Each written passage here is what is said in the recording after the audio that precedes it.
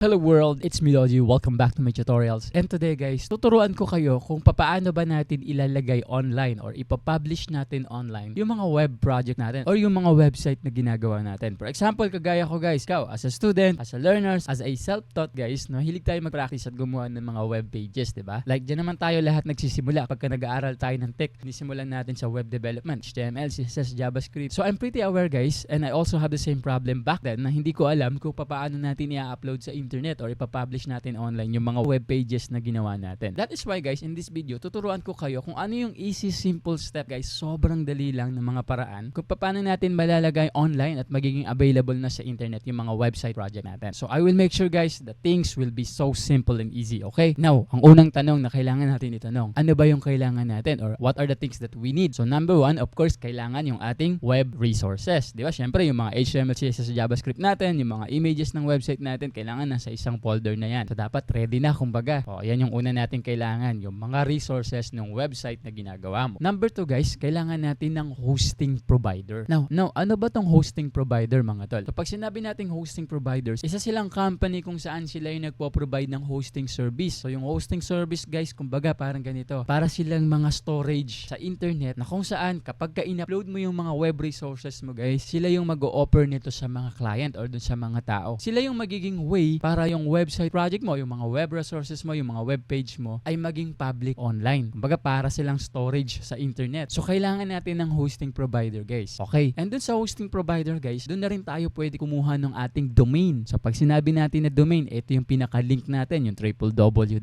Ganon, di ba? So dalawa lang yung kailangan natin. Una, kailangan ready na yung mga resources ng project mo or ng website na gusto mong gawin. Ikalawa, kailangan na natin maghanap ng hosting provider guys. Dito ko ngayon ini-introduce sa inyo si Hostinger, which is the sponsor of this video. What is Hostinger? Hostinger guys is a hosting service company kung saan sila yung pwede mag-provide sa atin guys ng hosting service. Kumbaga yung mga storage sa internet. Sa kanila na rin tayo pwede kumuha ng ating pinaka-domain or mag-register ng ating domain, yung mga www. Yung mga link natin. Okay guys, ako personally guys, even before kami mag-collaborate na Hostinger, all of my website projects guys, ginagamit ko na talaga si Hostinger. So now let's say, okay, ready na yung project resources ko. Andito na yung mga files ng website ko. And si Hostinger na rin guys, yung pipiliin nating hosting service provider. Now, what's the next step? So, sobrang simple lang nito mga tol. After a few steps guys, makikita na ninyo yung inyong website online. So, the first thing that we need to do guys is kailangan natin pumunta kay Hostinger. Syempre, open natin yung website niya. So, punta ka sa description sa baba, nakikita mo yung link dyan. Click mo yan para ma-open natin yung website ni Hostinger. Kung ninyo maklik guys yung website ni Hostinger guys, eto ngayon yung lalabas. So, punta lang kayo ng baba, konti, makikita ninyo lahat ng kanyang web hosting plan. So, meron ditong single, merong premium, merong business, merong cloud startup. Kung nag-aaral ka pa lang, pwede mo naman piliin yung premium. Pero kung ako tatanungin mo, mas prefer ko talaga yung business. Lalo na kung gusto natin matuto or gusto natin gumawa ng maraming integration. Now, bakit ko sinasuggest yung business plan guys? As you can see, tignan natin yung mga features niya. Ang dami nating pwedeng magawa. Kung mapapansin niyo guys, yung price nila, konti lang naman yung difference din. So, ano-ano ba yung mga pwede nating magawa dun sa business plan? As you can see here guys, pwede tayong gumawa up to 50 websites. So, iso-zoom ko na lang ha para makita ninyo. Ayan. So, nakikita nyo ba guys? We can create up to 50 websites. Other than that, pwede tayong mag-deploy ng 5 Node.js web apps. And then, meron tayong 50 gig of storage. Tapos, naka-NVMe na yan guys. Compare sa kabila na naka-SSD. Tapos, 20 gig lang siya. So, dito, 50 gig guys. So, ibig sabihin nito, kahit sobrang laki ng website natin, kaya pa din yan, no? At mas mabilis siya kasi naka-NVMe storage tayo. Tapos, pwede rin tayong gumawa ng mailboxes natin. For example, lalo na kung ang gagawin mo is profile mo, di ba? Or portfolio mo. As a tech student, tech learner, kung self-study ka, sa business plan, pwede ka rin gumawa ng 5 mailboxes free for 1 year. Ano ibig sabihin ng mailboxes, guys? For example, kagaya ko, di ba? Ang title ko is Doji Creates. So, meron akong website. Website ko, guys, yung domain ko is www.dojicreates.com. So, pwede ako gumawa ng 5 mailboxes using my domain. Okay? So, pwede ako gumawa ng mailbox for collaboration like collab@dojicreates.com. Parang ganun, di ba? Merong sense of ownership and identity. Pwede rin ako gumawa ng info@dojicreates.com. Kumbaga yun yung pinaka magiging email ko, no? Medyo nakapangalan siya sa akin. So pwede rin na salesmarketing@dojicreates.com. Something like that, guys. So kay business plan, pwede tayo kumuha ng 5 mailboxes per website, guys. Okay? So sabihin, kada isang website mo, pwede kang gumawa ng 5 mailboxes. So napakaganda. Ito pa, guys, isa pinakamahalaga sa atin. So daily and on-demand backups to prevent any data loss. So I'm pretty sure you are aware aware of this kasi syempre mga tech student or mga self-study learners tayo guys, gumagawa tayo ng mga website, diba? So we handle a lot of files guys and resources. And of course, we love change, diba? We always update, change things. This is why guys, sobrang ganda na meron tayo nito sa ating hosting service provider kung saan nag-o-offer sila ng daily and on-demand backups to prevent any data loss. Just in case na hindi mo gusto yung update mo, para makabalik ka, meron silang daily backup, which is one of the best feature for me. And other than that, meron din tayong build an e-commerce site. Now, if you want to use AI, pwede kang gumamit. You can also use this as inspiration guys. Siyempre, mahilig tayo mag-code guys. So may mga time na gusto natin gumamit ng AI, may mga time din na mag-code lang at gamitin lang natin si AI as inspiration. So if you want to use AI guys, meron din silang hosting or website builder AI. Saan dito guys, sobrang minimalist at sobrang linis ng mga website na pinoproduce nito. So you can watch my other videos on that guys. Ginawa ko na yun ng video. Now, next is AI agent for WordPress. So just in case you're using WordPress, so most of us are familiar sa WordPress guys. If you want things easy guys, you can use WordPress. Okay, meron din tayong AI agent dito. And in fact, nagawa ko na rin to ng video kung saan gumawa ako ng WordPress website inside Hostinger. And as you can see, create ready to go WordPress site in minute with AI. And after that, mababasa ninyo, enjoy yung maximum website speed with pre-CDN. So alam na natin yung CDN. CDN means Content Delivery Network. So what does it mean for our website guys? So explain ko rin ng konti. Pag gumagamit ng CDN yung isang hosting service provider, so in simple short explanation guys, big sabihin yan, mas mabilis, mas madali maglo-load yung ating mga websites. Okay? Kasi gagamit siya ng CDN. Kumbaga, kung saan yung pinakamalapit sa na data centers, dun niya i-store yung iyong website folder, yung mga website resources mo guys. Okay? After that guys, manage sites easier with WordPress multi-sites. Sabihin na natin, sige, pipiliin ko na lang yung business plan. Total, konti lang din naman yung difference niya. So, ang gagawin niyo lang guys is click nyo yung choose plan dito sa business. Okay? Click natin siya. So, kumbaga, ito na yung pinaka magiging hosting service provider natin, si Hostinger. So, sa kanya tayo kukuha ng storage para maging available yung ating website online sa mga tao. So, after ninyo maklik yung choose plan guys, lalabas ngayon yung cart details ninyo. Ito na. So, makikita ninyo dito guys yung pangalan ng ating web hosting service na pinili. So, business, ayan. And then, period. Ibig sabihin niya, gaano katagal mo gusto i-avail yung web hosting. Okay? So, pwede mong palitan yung period guys dito sa baba. And as you can see dito guys, so pag pinili mo lang is 1 month lang mga tol, 549 per month. Okay ang mangyayari. Now, if you're going to observe, habang tumatagal yung pipiliin natin, kunyari magto 12 months tayo, magiging 259 na lang siya. Pag nag 24 months tayo, magiging 209 na lang siya. Pag nag 48 months tayo, magiging 139 na lang siya guys. So, ibig sabihin guys, habang tumataas tayo guys, okay, yung period natin, bumababa naman yung price niya. Now, depende na sa inyo yan, no? I suggest na ang kunin ninyo is yung 12 months pataas. Kasi kapag naka 12 months pataas tayo, meron tayong pre-domain. Ayan, nakikita ninyo. Pre yung domain natin. Ano ba yung domain? Guys, sabi ko again, ito yung link natin. Pinaka-website link natin. So, libre na yan kapag ang kinuha mo is 12 months. Now, if you really want the best options, guys, I suggest na piliin niyo yung 48 months kasi 139 per month lang yung mangyayari. 4 na taon ka nang merong hosting service, guys. Tapos, 139 per month lang yan. Kumbaga, isang bayad na lang yan. Tapos, 4 years na. Tapos, meron pa tayong pre-domain. Tapos, meron din tayong pre-extra 3 months. Ibig sabihin, hindi lang pala 4 years ang mangyayari. So, 4 years and 3 months. So, magkakaroon tayo ng 3 months na libre. Saan pwede natin i-host pa din online yung ating mga web. Now, the question is, so bakit naman 4 years or 48 months yung pipiliin ko? Gusto ko lang naman subukan. Now, guys, dating kasi guys, is pwede mo namang palitan lagi or pwede mong burahin yung website mo tapos palitan mo ng ibang site. Kahit sabihin na natin na nagpa-practice ka pa lang ngayon, if you are serious sa tech, definitely, kailangan mo pa rin ng portfolio. Okay? So, kung gagamit mo siya sa practice ngayon, guys, later on, kung confident ka na marunong ka na, pwede mo naman yung burahin tapos palitan mo ng portfolio mo. Which, yun naman yung mag-i-stay talaga sa internet. So, I suggest na 48 months na yung piliin natin. Now, guys, meron pa ako gusto ipakita sa inyo. Kung pupunta kayo, guys, sa right side, makikita ninyo yung order summary. Tignan natin lahat ng mga libre na makukuha natin. So, meron tayong daily backup. Siya ay magiging free. Zero na siya, guys. Okay? So, usually, ang bayad niya is ito. Makikita ninyo yung price niya. Pero kapag kumuha tayo ng business for the 8 months, makikita ninyo na zero na siya. Libre na siya, kumbaga. Yung domain, meron din yung bayad, mga tol. Actually, ako nang bubili ako ng domain. Kasi ang kinuha ko lang dati, guys, I'm not sure if 1 month lang. Kumbaga, parang gusto ko lang siya subukan. So, binayaran ko yung domain.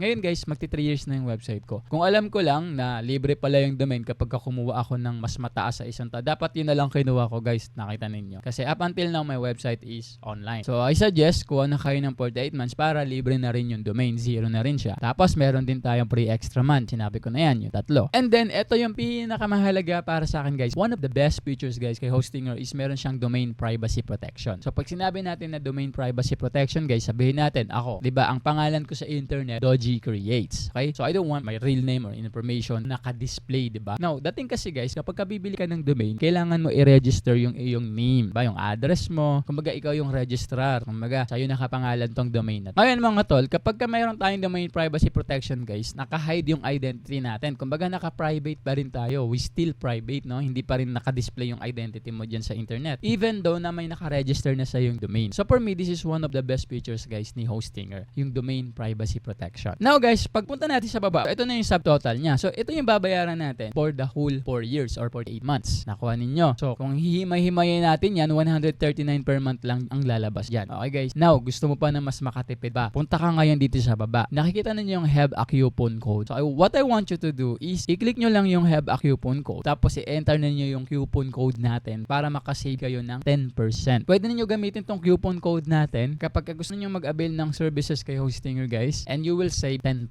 Okay? So lagay natin, ano ba yung coupon code natin guys? So type mo lang dito yung pangalan natin guys, yung Doji Creates. Ayan. Kapag in-apply mo yan, yung subtotal natin, mababawasan yan guys ng 10%. Ayan. So you can see, ang laki nang nabawas, diba? Tatype mo lang yung coupon code natin. And kung mapapansin ninyo guys, currently dito sa business natin na 48 months, yung kanina na 139, naging 125 na lang. So mas makakatipid ka kapag gumamit ka ng coupon code. That is why I suggest din na gamitin niyo yung coupon code natin, which is yung Doji Creates. Tapos bago natin i-continue yan, kailangan muna nating mamili ng ating domain, kumbaga ng pinaka-link natin, no? So saan natin yung gagawin guys? Dito yan sa baba. Kung makikita mo guys dito yung secure your domain, get your domain right away and publish your website faster. So dito mo ngayon lalagay yung domain name mo. Pakita ko sa inyo guys. For example, yung domain name ko is Doji Creates. Ayan, nakita na nyo, dojicreates.com, not available na siya. Kasi nabili ko na rin yan kay Hostinger guys, okay? Tapos meron pa akong isang website, yung I am Doji. Ayan, yung imdoji.com, hindi na rin yung available kasi nakuha ko na rin yan. Ayan, nakita ninyo. So isabihin guys, dito pwede tayong kumuha ng link and pwede rin natin i-check kung available pa ba yung link. Ayun. Once na yung link na yun available pa, pwede natin siyang kunin guys. And magiging libre na yun sa atin. Kasi yung domain natin dito guys is 0. Kumbaga free na siya. Now, sabihin natin na nakapili ka na ng domain mo. Sample, yung domain na pinili ko is ako si Doji. Ayan, makikita ninyo, ako si Doji. Click mo lang yan. Pag-click mo ng domain na yan guys, so makikita mo naka 2 years siya agad. So piliin mo lang muna yung 1 year. Tapos pag pinili mo yung 1 year guys, makikita ninyo free siya. Okay, kumbaga wala kang babayaran sa first year. Ang tagal na nun guys, 1 taon yung domain mo libre. And then makikita mo dito na yung akosidoji.com na pinili mong domain is pwede natin siyang i-register for 1 year na free. So let's say sabihin na natin, okay, ready na. Kumbaga, eto na yung project resources natin. Tapos nakapili na rin tayo ng hosting service provider which is si Hostinger. Tapos eto na yung plan na napili natin. So napili natin business plan. 48 months na para tipid. After that guys, nakita na natin dito sa order summary ano yung mga libre sa atin. And then ginamit mo pa yung Doji Creates na coupon code kung saan makakasave tayo ng 10%. So mas lalang bumaba yung subtotal natin. Tapos nakapili na rin tayo ng domain, yung akosidoji.com. Gusto natin siya i-register at makikita ninyo free din siya guys. Now, hindi ibig sabihin guys na pag kinontinue nyo to is hindi nyo na pwedeng palitan yung Akosidoji. Of course, mamaya pwede nyo pa rin siya i-set up uli. Okay? So kumbaga currently, check pa lang natin kung available siya. Now sabihin natin all goods na tayo, all set na. Gusto ko nang i-host online or gusto ko nang i-publish yung aking website. So ang gagawin mo lang mga tol is i-click mo yung continue. After natin i-continue guys, lalabas na ngayon dito yung ating billing address. So sa billing address, sobrang basic naman nito guys. Lagay mo lang yung first name mo, last name, Philippines, number, address, city, and zip code. Okay, kumbaga personal information lang. Tapos pag continue mo dyan, makikita nyo na ngayon dito guys yung iba't ibang payment method ni Hostinger. So meron silang card kapag gusto mo magbayad using your card. Meron din silang PayPal, Google Pay. Tapos ito pa yung pinakamaganda guys. Pwede tayong mag-pay using GCash. Okay, ito yung pinaka-popular sa atin, di ba? Pwede rin na CoinGate. So guys, hindi ka mahihirapan, no? Even back then ako, nung nag-aaral pa lang ako, I really want to publish my own site, no? And one of the problem na iniisip ko is paano ako magpe-pay kasi puro international sila. So when na-discover na, oy, gumagamit siya ng GCash, wow, then this will be easy for me kasi GCash lang yung ginagamit. So click mo lang yung GCash, tapos submit mo yung payment. Hindi ko na pahabain guys, so payment method tayo dito. Gusto ko na agad pumunta dun sa part kung saan tuturo ko na sa inyo paano natin ipapublish yung website natin online, paano natin i-upload yung mga resources natin. Okay, so kayo na lang din magtuloy nito guys kasi meron na akong business web hosting, no? So ayoko naman magdoble mga tol, so i-ex ko na to. Now guys, let's say sabihin natin na bayaran mo na yung web hosting plan na gusto mong bilhin, which is yung business, for example. Okay, what is the next thing guys na gagawin natin? After ninyo ma-pay guys, close nyo, tapos i-reopen ninyo guys yung website ni Hostinger. So balik kayo dito, okay? Tapos click nyo yung my account. After nyo i-click yung my account guys, lalabas ngayon tong interface na to. Kumbaga lalabas yung pinaka-dashboard natin. Ayan, nakikita ninyo yung dashboard natin mga tol. So ang gagawin natin is i-click lang natin yung websites. Tapos yung website list. Ayan, makikita ninyo dito, wala pa akong website. So ang gagawin ko lang is add a website, tapos ikiklik ko tong custom PHP or HTML website. Okay, click natin yan. Baga ito, i-upload na natin ha. Upload na natin yung website natin. Dito guys, pipiliin mo na yung domain na sinasabi ko. Ano yung link na gusto mo or yung domain na gusto mo, like www.sample.com, parang ganon. So akin guys, since meron na akong IMDoji, so IMDoji na lang gagamitin ko, no? Tapos next na tayo dyan. Tapos lalabas ngayon yung ganito, where is your target audience located? So pwede mo piliin yung Malaysia kasi kung mapapansin mo guys, yung Malaysia ang isa sa pinakamalapit na data center para sa atin. Pero I think para sa akin, mas piliin ko yung Indonesia. Okay? So hindi mo makikita dito yung Philippines ha. Kumbaga dito is yung pinakamalapit na data center ang makikita mo. So akin Indonesia, tapos next na natin yan. Tapos makikita mo dito, nag-i-initialize na siya. So hintayin na lang natin or ipa-pass forward ko na lang to mga tol. So once na makreate na natin siya mga tol, eto na ngayon yung lalabas, makikita ninyo. So meron na tayo ditong dashboard, no, sa website natin. Ito ninyo ngayon dito guys, yung details ng ating website. Andito yung domain natin, andito yung hosting plan natin. Kumbaga ito yung mga details ng hosting plan na binili natin, no. So ayan, yung usage natin, gusto niyo ba mag-update, mag-renew. So meron naman siyang auto-renew just in case matapos yung 4 years, kung 4 years yung pinili mo, pwede ka mag-auto-renew. So hindi mo kailangan siya bantayan. Tapos may kita mo rin dito yung performance. Ayan, yung mga CDN, page speed, AI troubleshooter. So hindi ko na isa-isahin to guys, no. So, I'm pretty sure na alam nyo na agad pag sinabi pa lang natin yung pangalan. Sinabi natin yung analytics. So ito, makikita natin dito yung demo graph, okay, ng ating website. Kumbaga, ilan yung mga nagbo-views, saan yung mga nagbo-views, parang ganun. More like para siyang Google Analytics. Kumbaga, guys, kung marami kayong website na minamanage, may iba't ibang domain kayo, so pwede lang kayo mamili. Currently, ang domain lang natin is yung imdoji.com. And then, syempre, security. So, makikita natin dito, meron tayong malware scanner, SSL. Andun yung ating domain. So, pwede tayong gumawa ng mga subdomains. Okay, sabihin natin, may mga pages tayo, guys. So, guys, makikita natin yung iba't ibang mga features na pwede natin gamitin or mga tools na pwede natin gamitin, guys. Okay, so kagaya ng WordPress, pwede tayong mag-install ng WordPress. If you want to create a website using WordPress, guys, click mo lang to, auto installer, add website, migrate website. Sabihin natin meron ka ng existing website tapos gusto mo lang siya ilipat dito. So pwede mong gamitin yung migrate. Error pages, logo maker. And guys, pwede rin tayo mag-add ng database. Ayan, nakikita ninyo. Now, I want this tutorial to be simple as much as possible so that everybody, especially my audience that are just learning SAP, I want this tutorial to be simple. So I won't go deep on databases. Gagawin ko lang ngayon is I'm going to teach you how to first start uploading or hosting your web pages or yung mga website natin online. So hindi ko kayo pahihirapan dito, no. Simplihan lang natin muna. Pag-aaralan natin is paano natin i-upload yung mga website natin, yung mga web project natin online. Now, gusto ko bumalik tayo dun sa overview. Yan. Makikita ninyo dito guys, yung ating dashboard. Meron tayong domain, active siya ngayon. Tapos yung ating hosting, naka-active din siya. So ito yung sinasabi ko sa inyo kanina guys na meron tayong dalawang kailangan. Kailangan natin yung web project natin, yung mga resources ng website project natin at saka hosting service, okay, or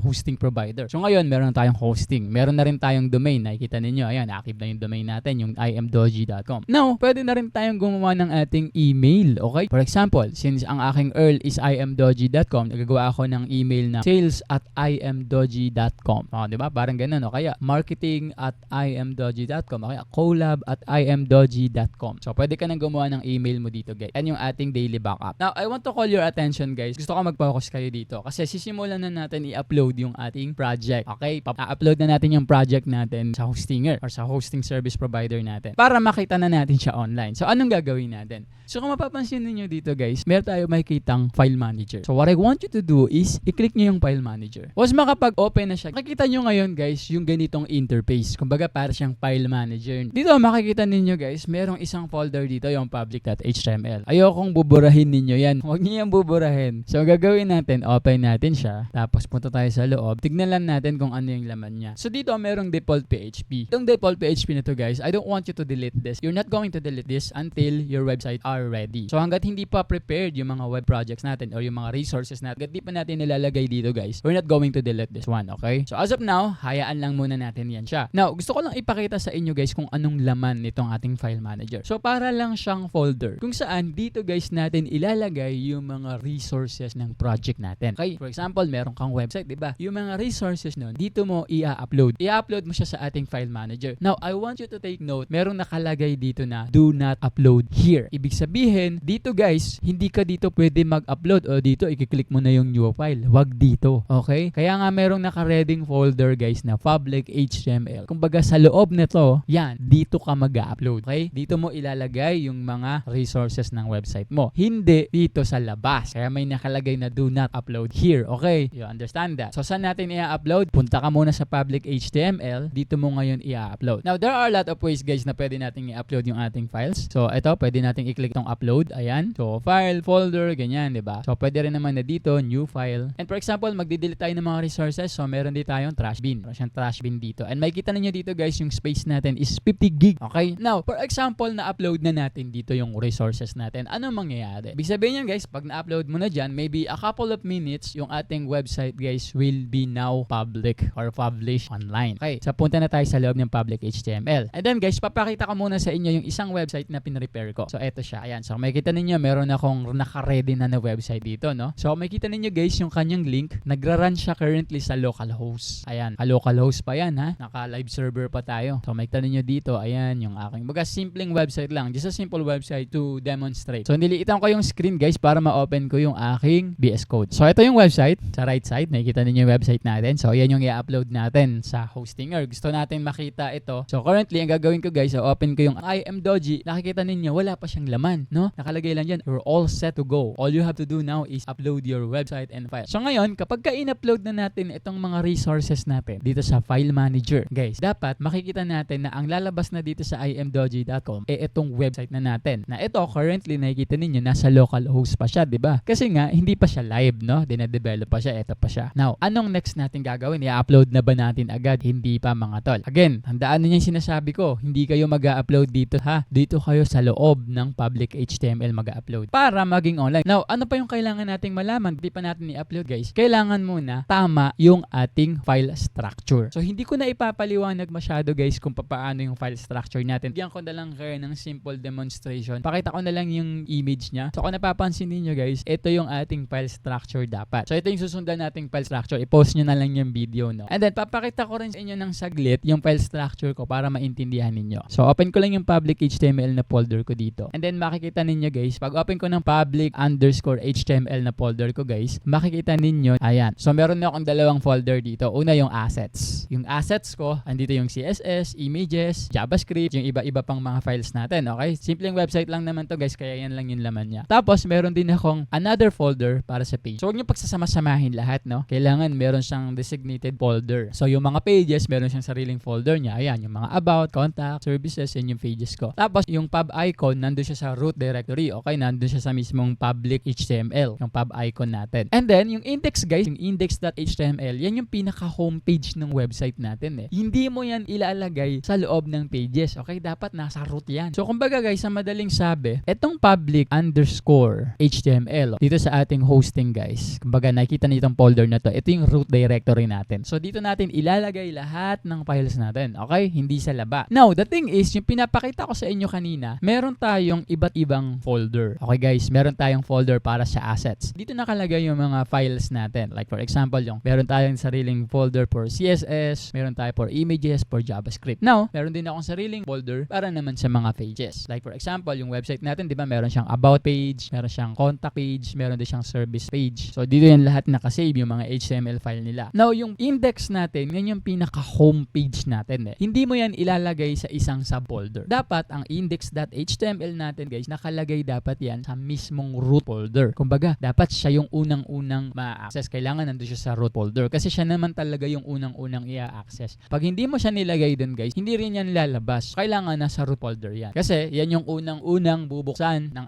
ating hosting service. Okay? Yung index.html, yan yung unang niyang isa-serve. Kailangan itong index.html, ito yung homepage natin, dapat ito yung nasa labas. Okay? Ngayon, let's say sabihin na natin, okay, ready na ako. Gusto ko na i-transfer tong file na to. So, balik tayo ngayon dito. Papaliwanag ko sa inyo. So, ito na yung resources ng mga website natin or ng website natin. So, hindi natin siya i-upload dito. So, may nakalagay na folder public_HTML. Yung isa naman nakalagay do not upload here. So, ibig sabihin, huwag ka mag-upload dyan. Hindi mo dito i-upload yung folder mo na ganyan. Hindi dyan, no? Ang gagawin mo, pupunta ka sa public_HTML. Ayan, dito mo ngayon i-upload yung website mo. So, ida-drag and drop ko na lang siya. Do, pwede naman natin gamitin to. Okay? Pwede rin naman natin gamitin yung new file, new folder. Pero syempre, para mas madali, gamitin ko yung drag and drop. So, ida-drag ko guys, lahat ng resources ko, ida-drag ko siya dito, tapos ida-drop ko lang siya. Boom. Ayun, ang bilis. Na-upload agad, no? Uploaded na siya agad. Kung makikita ninyo ngayon yung file structure nito, parehas na parehas lang din siya dito sa file structure natin sa ating local. Okay, sa local natin, maayos yung file structure, kaya nakikita natin yung website ko sa localhost. Ayan, nakikita ninyo. So, ganun na ganun din guys yung structure na kopyahin natin. So, punta ngayon tayo sa ating file manager. Ayan, so ganun na ganun din dapat. O, naka-upload na yung resources ng website ko. Available na pa siya. E, titignan natin, no? So, punta ngayon tayo dun sa ating domain. So, this time, i-restart natin siya. Ayan, tignan ninyo ha. Kanina, ito yung lumabas, imdoggy.com. So, restart natin siya. Ayun! Nakita ninyo, yung imdoggy.com guys, lumabas na agad yung website natin. Nakuha ninyo. So, kung papansin ninyo, pati yung pub icon sa taas, ayan, nakita ninyo yung pub icon. Working din siya. Kasi yung pub icon guys, nakalagay din sa root directory. So, gusto ko lang muna ipakita sa inyo yung proper, no, o yung tama, isa sa mga recommended file structure para hindi magulo yung ating website. Now, sabihin natin, okay na. Publish na yung ating website dito sa ating domain. Balik na ngayon tayo dito. Yan, pwede na nating i-delete yung ating PHP. So, right-click na natin yung default PHP guys. So, di-delete na natin siya. Yan, delete na natin. So, ngayon, kahit i-delete natin siya, walang mangyayari. Kumbaga, hindi masisira yung website. I-reload natin ng reload yan. Makikita ninyo, andyan pa rin yung website natin. So, kaya hindi lang natin siya din-delete kanina kasi wala pa yung mga files natin. So, kailangan, bago natin siya i-delete guys, nasa loob na ng file manager yung mga web resources natin. So, ngayon guys, in the near future, syempre, pagka i-develop pa natin siya, kunyari, hindi pa tayo tapos, gusto lang natin siya makita agad. So, pwedeng mag-edit muna tayo na mag-edit sa ating VS Code. So, mag-code muna tayo ng mag-code dito, no? So, lahat ng upgrade natin, lahat ng update natin, i-code natin ng i-code. Pagkatapos natin mag-code guys, saka ngayon natin siya i-upload dito sa ating file manager. Okay guys, so ang tanong, paano ka ngayon makakapunta sa file manager mo? Kunyari, eto, yan, yung home ng Hostinger o yung dashboard ng Hostinger account mo. Makikita mo na dito guys yung website mo. Ayan, oh, andyan na yung website mo. So, punta ka lang sa dashboard, click mo lang yung dashboard. Ayan, tapos punta ka sa file manager, click mo yung file manager, X ko na to. Tapos makikita mo, mag-o-open na ulit yung iyong file manager. Ayan. So, kapag tapos ka na mag-update or mag-upgrade dito sa iyong website, ito mo na siya makita. So, pwede mo siyang i-delete na lang ulit lahat, tapos i-upload mo yung bagong resources mo. Or eto, nakukuha ninyo guys. So, katapos mong ma-upload guys, wait ka lang, minsan ilang minutes, minsan naman guys, antimano. Kumbaga, pagka-upload natin, kagaya kanina, lumabas na agad siya dito sa imdoggy.com, di ba? Sobrang bilis. So, ganun lang siya kasimple guys. And ganyan lang kadali guys kung paano natin i-upload yung mga website natin online or ipapublish online using Hostinger. And ako guys, I really started learning how to deploy my website using Hostinger. This is why gusto ko rin siyang isuggest sa inyo kasi kumbaga siya din yung ginamit ko nung nag-i-start ako. If you're going to look at the interface guys, hindi naman siya ganun ka-complicated. If you know how to read and you know how to understand, you will definitely understand it. And that's basically how you upload or publish your website or yung mga hard-coded website resources natin guys. Yung mga HTML, CSS, JavaScript natin guys online. So ayun lang mga tol, no? Sana may natutunan kayo sa video nito. Thank you so much for watching.